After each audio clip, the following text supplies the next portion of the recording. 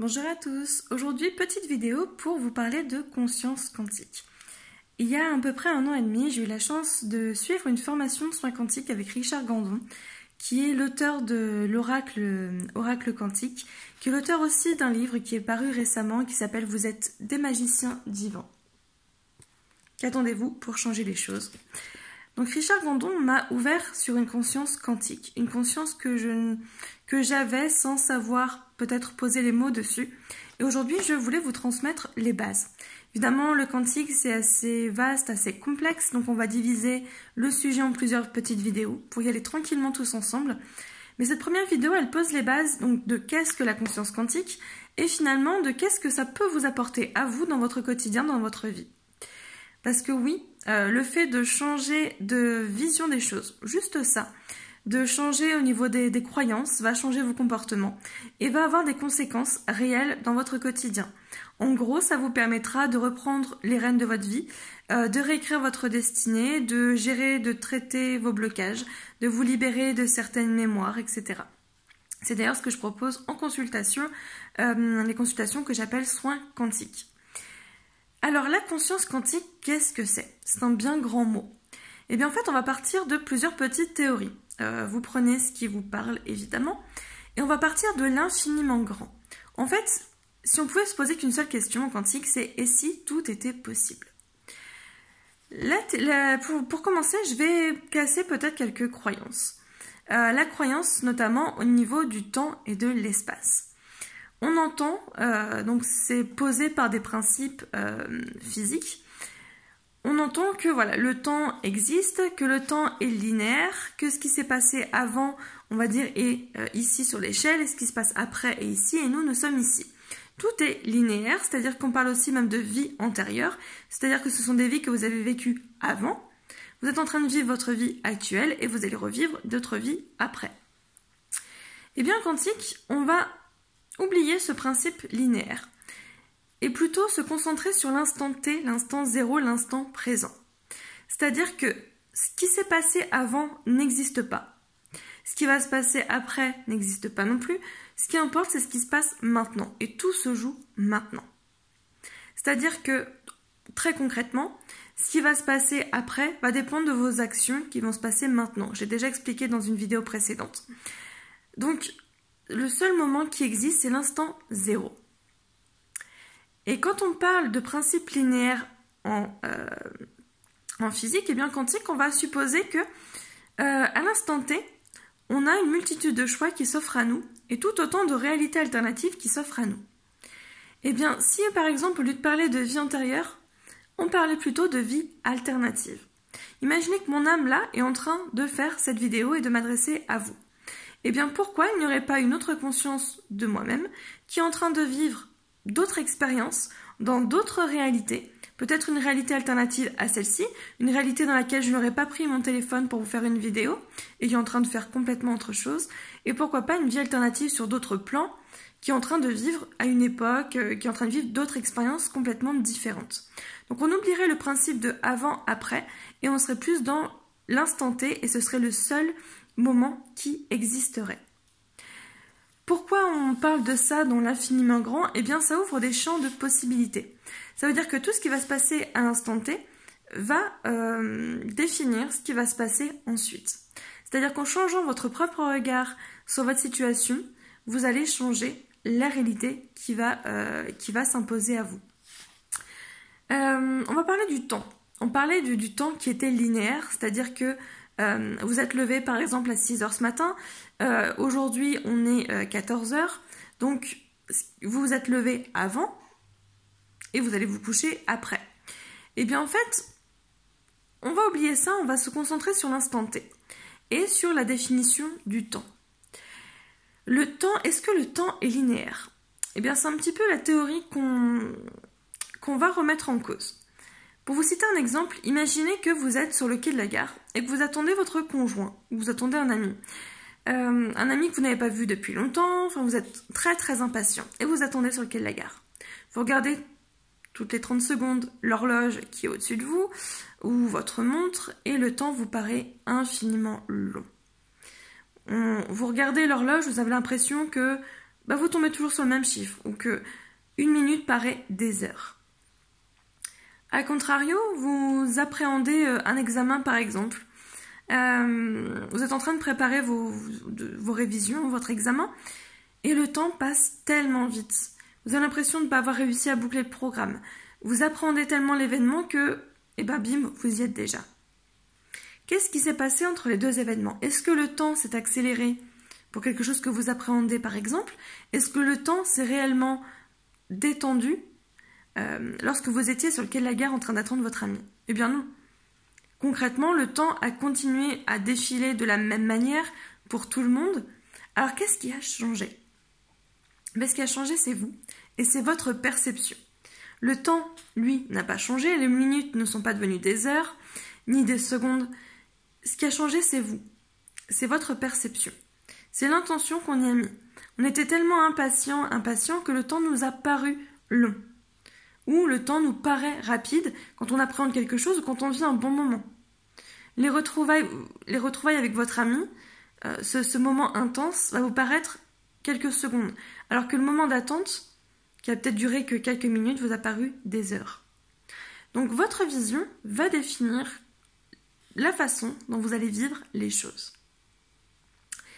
Et ce principe-là, quand vous l'appliquez à des choix, à des décisions dans votre quotidien, ça va changer radicalement les choses. Donc voilà pour cette notion de temps, pour commencer. Quand on voit l'infiniment grand, on se dit qu'on a une infinie de possibilités. À l'instant T, j'ai un choix à faire. Eh bien, j'ai devant moi plusieurs univers, plusieurs réalités alternatives qui sont possibles. Et je peux aller là où je veux. C'est très important. Je peux aller là où je veux. Selon mon choix, je vais aller dans telle réalité ou telle réalité. Imaginez un point avec votre choix à faire et plusieurs petites lignes qui partent de ce point avec la réalité alternative A, B, C, etc. selon le nombre de choix que vous avez. Eh bien, voilà pourquoi on dit que tout est possible, parce que à l'instant T, à l'instant zéro, le seul qui existe, vous pouvez aller dans une réalité alternative ou dans l'autre, de manière consciente. C'est pas mal. Voilà pour l'infiniment grand. Maintenant, on va revenir à l'infiniment petit. C'est-à-dire que là, on a parlé d'univers, on a parlé de réalité, on a parlé qu'une simple perception peut nous emmener finalement là où on veut. Eh bien, on va revenir à nous, à l'infiniment petit, et voir comment on peut, nous, de manière concrète, consciente, aller effectivement dans ces réalités que nous avons choisies. Je vais commencer par vous parler de l'expérience du chat de Schrödinger. C'est une expérience qui est assez connue. Pour ceux qui ne connaissent pas, je vais évidemment vous la raconter très brièvement. Cette expérience, en fait, on prend une boîte et on y met un chat qui est vivant à ce moment-là. Dans cette caisse, on va aussi y mettre une fiole de poison et un petit détonateur. Enfin, je crois que c'est un petit marteau qu'il y a dedans. On va refermer la boîte. On se dit qu'il faut à peu près 1 à 2 minutes pour que la fiole se casse et pour que le chat meure. Mais c'est assez flou puisque le chat peut mourir entre maintenant et dans 1 minute, 2 minutes, peut-être plus. On ne sait pas. Donc, l'expérience de Schrödinger, ça suppose en fait que 2 états peuvent être possibles. À partir du moment où on referme la caisse avec le chat et le poison dedans, on suppose qu'il va mourir. Oui, mais quand? C'est-à-dire qu'à l'instant où on l'a enfermé, le chat peut à la fois être vivant et à la fois être mort. Donc en gros, ça suppose qu'il peut y avoir 2 états différents à l'instant T. Comment on sait si le chat est vivant ou mort? La seule façon de le savoir, c'est d'ouvrir la caisse et de s'en rendre compte. Tant qu'on n'a pas ouvert la caisse, tant qu'on ne s'est pas rendu compte de ce qui s'est vraiment passé, les 2 états peuvent exister. Ce qu'on appelle une superposition finalement quantique, une superposition de théories, une superposition de possibilités. Et bien en quantique, on va effectivement partir de ce constat. Et ça remet en cause aussi beaucoup de préjugés. Et finalement, le fait de savoir ou non si le chat est mort à l'instant T, eh bien, on ne sait pas. Et les 2 états sont valables. Il peut être mort, il peut être vivant. À l'instant T, vu que c'est le seul qui existe. On saura plus tard s'il est mort ou vivant et quand, mais ça on ne le saura peut-être pas. Pour l'instant, ce qui compte à l'instant T, c'est que les deux états sont possibles. Donc si les deux états sont possibles, ça veut dire que vous avez le choix, soit d'aller voir ce qui se passe, d'aller dans un univers ou d'aller dans l'autre. Donc quand on parle d'infiniment petit, ça veut dire que si je change quelque chose en moi, je vais forcément le changer sur mon extérieur. Si je change une habitude chez moi, je vais changer mon comportement, enfin tous les comportements qui vont découler de cette croyance, et je vais changer mon regard sur la vie. Je prends un exemple. J'ai cette croyance que le travail doit être difficile, qu'il faut mériter, qu'il faut travailler énormément pour être valable, pour ne pas être nul. Donc ça, c'est ma croyance.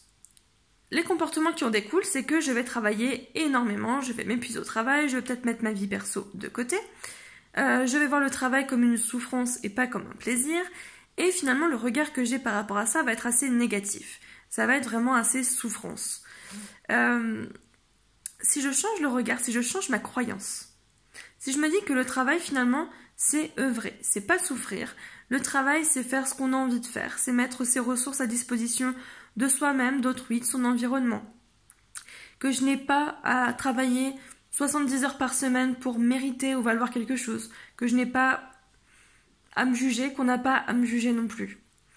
Donc je change cette croyance. Le comportement, je vais moins m'épuiser au travail, je vais peut-être changer de travail et faire quelque chose qui me plaît. Je vais être beaucoup plus détachée, beaucoup plus souple avec moi-même, beaucoup plus bienveillante aussi. Et concrètement, je vais changer mon regard sur le travail et sur la vie en général qui va me paraître beaucoup plus douce, beaucoup plus simple. Eh bien, il a suffi de changer une croyance en moi, une petite partie de moi, pour que tout mon environnement, là professionnel par exemple, se modifie. Donc il suffit de changer une toute petite chose en soi pour avoir un impact énorme. On se demande parfois comment changer quelque chose dans son extérieur, on va avoir tendance à vouloir changer l'extérieur.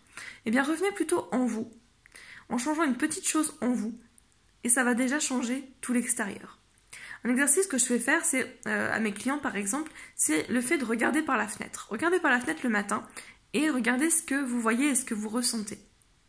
Si vous ressentez quelque chose de très positif en regardant votre jardin par exemple, c'est que vous êtes bien intérieurement.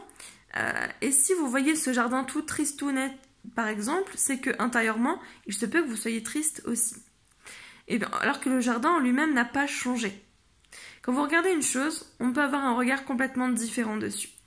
Donc selon votre état d'esprit, selon la vision que vous en avez, vous allez changer complètement ce qui va se passer autour de vous. Voilà un petit peu les principes quantiques. Comment on fait? Eh bien, on revient souvent à soi. Et c'est ce qu'on fait en consultation quantique et en thérapie en général. On revient à soi, on va checker un petit peu toutes ses croyances, ses mémoires. On va voir ce qu'on peut changer, ce qu'on a le droit de changer, pour modifier sa destinée, pour modifier aussi son environnement. Et pour modifier un petit peu finalement tout ce qui se passe autour et l'univers en général. C'est-à-dire que si chacun change quelque chose en lui, forcément ça va changer tout l'univers. Donc tout ça, ça fait partie de la conscience quantique. On revient à soi, on met son être au milieu de tout et on voit ce qui se passe et comment on peut agir du coup sur notre extérieur. Alors oui, ça suppose de savoir un petit peu qui on est. Ça suppose de savoir aussi ce qu'on est venu faire là. On parle de contrat, on parle d'agenda, on parle de mémoire. Tout ça, on peut le voir aussi au niveau quantique. C'est-à-dire qu'il existe, là, je vous parle de tirage, mais il existe des prises de conscience où on peut savoir ce qu'on est venu faire ici. Comment, où est-ce qu'on en est, ce qu'on a appris, les blessures qu'on a guéries, les blessures qu'on est en train de travailler dessus, où est-ce que ça va nous mener au niveau de notre destinée, au niveau des contrats, quels sont les contrats d'âme que l'on a passés, quels sont les contrats avec nous-mêmes que nous avons passés, où est-ce qu'on en est dans notre incarnation. Tout ça, on le voit au niveau quantique, ce qu'on appelle le cercle de l'âme. C'est un petit peu voir dans notre disque dur tout ce qui se passe. Donc là, on va de l'infiniment petit, notre disque dur à nous, pour aller vers l'infiniment grand, c'est-à-dire comment nous, petites particules finalement, on va intégrer notre projet, notre mission de vie, notre incarnation au milieu d'un univers qui est énorme et qui va peut-être nous dépasser aussi. Donc, dans cette vidéo, je vais m'arrêter là aujourd'hui. J'ai voulu juste faire simple et juste remettre en cause peut-être certaines croyances et vous faire voir les choses autrement. Donc finalement, si je vous pose la question, et si tout était possible, qu'est-ce que ça change en vous? Et non, logiquement, ça ouvre des portes. Et si tout était possible? Imaginez lorsque vous avez un choix à faire, cette multitude de petites réalités qui se positionnent devant vous, et vous êtes libre, selon vos choix, d'aller dans telle ou telle réalité. Qu'est-ce que ça suppose? Ça suppose que vous n'êtes pas soumis, que vous n'êtes pas victime de votre destinée, de ce qui se passe. Vous êtes responsable, vous êtes autonome à 100% de ce qui se passe. Si vous atterrissez dans une réalité, c'est que vous l'avez cherché, que vous l'avez voulu, qu'à un moment donné, vous avez pris la porte pour aller vers ce monde alternatif. Donc finalement, si cette réalité ne vous convient pas, vous pouvez sauter d'une réalité à l'autre, recréer de nouveaux vortex, c'est-à-dire recréer de nouvelles situations qui vont vous demander de nouveaux choix, qui vont vous permettre de faire des sauts comme ça, d'une réalité à l'autre, et finalement d'écrire vous-même votre destinée. Donc cette notion de responsabilité est très importante en quantique. Vos choix vous appartiennent. Là où vous en êtes actuellement, vous l'avez cherché. Alors quand je dis chercher, c'est-à-dire que, effectivement, peut-être que vous n'avez pas pris de choix, vous n'avez pas pris de décision, ce sont les autres qui ont pris des décisions à votre place parce que vous leur avez laissé votre pouvoir personnel. Donc vous avez effectivement peut-être projeté dans une réalité à défaut de choix. Mais vous avez fait le choix de ne pas faire le choix, donc un choix a été fait. Donc on ne peut pas rester figé. Le but c'est d'évoluer en permanence. Donc forcément, il y avait un vortex qui s'était créé, vous deviez monter dedans, vous n'avez pas fait le choix, et bien quelqu'un l'a fait à votre place. Un conjoint, un ami, votre famille, quand vous ne savez pas vous décider, que vous les laissez décider à votre place, par des croyances par exemple. Ou tout simplement en leur disant, bah voilà, qu'est-ce que je fais? Ou les parents qui disent, non, tu feras pas ça, tu vas faire telle école parce que ça recrute mieux, parce que c'est moins cher, parce que ce sont des choix qu'on a fait à votre place. Et la réalité qui en a découlé, c'est une réalité alternative dans laquelle on vous a poussé. Et bien maintenant, vous dites que vous êtes responsable de ça parce que vous n'avez pas pu ou su prendre vos décisions à ce moment-là. Et aujourd'hui, vous pouvez changer les choses. Ça ne vous convient pas, je saute d'une réalité à l'autre. Parce que, je vous rappelle, tout est possible. Voilà pour cette première vidéo. Je rentrerai plus en détail sur tout ce qui est le disque dur de l'âme, sur les missions de vie, sur les âmes sœurs, les flammes jumelles, sur cette vision quantique, sur une théorie d'avatar aussi. On y reviendra ensemble. En attendant, je vous laisse sur cette vidéo. Si le sujet vous intéresse, je vous conseille ce livre. Hop, je vous le remets. Vous êtes des magiciens divins de Richard Gandon aux éditions Exergue. Ou si ça vous intéresse de suivre une formation avec lui, n'hésitez pas à le contacter également. Et c'est un livre qui est très intéressant, qui peut paraître assez complexe, mais voilà, Richard sait aussi trouver ses mots, donc ça peut être très intéressant. En tout cas, si la conscience quantique vous intéresse, je ne peux que vous conseiller ce livre. Sinon, eh bien, continuez à regarder cette chaîne, on pourra en discuter ensemble progressivement. Si vous souhaitez faire un soin quantique avec moi par exemple, vous pouvez me contacter via cette vidéo, via mon site internet, ma page Facebook Pro, mon compte Insta également, vous avez toutes les adresses sous la vidéo en commentaire, en description plutôt. Et ce soin du coup s'adresse à tout le monde. Donc personnellement je ne prends que des majeurs, mais s'adresse vraiment à tout le monde, que vous soyez cartésien ou plus dans le spirituel, peu importe. De toute façon, le tirage s'adapte à votre réalité et finalement ce qui va sortir, c'est votre réalité la plus proche de ce que vous êtes actuellement et qui va vous permettre de débloquer votre vie. Donc on peut mettre en avant des blocages, que ce soit dans cette vie-là, dans vos mémoires, dans vos vies alternatives qu'on peut modifier, dans votre destinée qui est écrite pour l'instant avec les choix que vous avez faits, vous êtes sur le point de prendre, qui est correct ou non, mais ça on peut le modifier aussi. Au niveau du divin, qui est votre capitaine, qui est-ce qui contrôle un petit peu tout ça? Est-ce que tout est en raccord avec votre mission, avec vos contrats, avec votre agenda? Et puis votre âme, ce qu'elle a raconté aussi, où est-ce qu'elle se positionne et comment on peut modifier ça également. Donc je vous dis, ça peut être valable pour un blocage dont vous avez déjà conscience, un blocage dont vous n'arrivez pas à mettre de mots dessus, tout simplement une remise à niveau, quelque chose qui a besoin d'être relancé, d'être modifié, et ça on peut le faire. Surtout vous pouvez le faire. Donc voilà, je vous laisse sur cette vidéo. Cette vidéo qui est plus pour vocation de vous ouvrir des portes. Pas forcément d'apporter des réponses tout de suite, mais juste vous ouvrir des possibilités. Et puis on ira explorer ça ensemble. Sur ce, je vous souhaite une très belle fin de semaine. Prenez bien soin de vous et à très très vite.